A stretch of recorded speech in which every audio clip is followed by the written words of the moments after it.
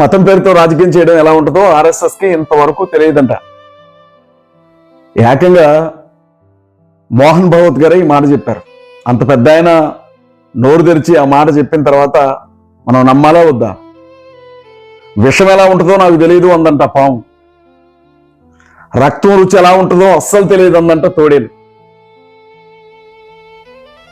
శవాలను ఎలా పీక్కు తింటారో అన్నాయంట గుంట నక్కలు, బౌబౌని ఎలా మురుగుతారు అసలు అన్నాయట వీధి కుక్కలు. అవినీతి అంటే ఏంటి అని అడిగారంట రాజకీయ నాయకులు. లంచగొండితనమా అన్నారంట ఉద్యోగులు. మతం పేరుతో రాజకీయమా అంటున్నారు ఇప్పుడు ఆర్ఎస్ఎస్ జాతీయ అధ్యక్షులు. ఇంకా నయం, ఈ మాట ఆర్ఎస్ఎస్ జాతీయ అధ్యక్షులు మోహన్ భగవత్ గారు చెప్పారు కాబట్టి సరిపోయింది. కానీ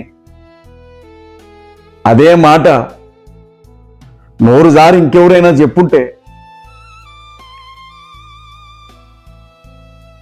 ఈ ప్రపంచంలో ఈ శతాబ్దంలోనే అతిపెద్ద జోక్ అయి ఉండేది. ఇంతకీ మీరేమంటారు? మతం పేరుతో రాజకీయం చేయడం ఆర్ఎస్ఎస్కి అలవాట్లేదట, నిజమేనా?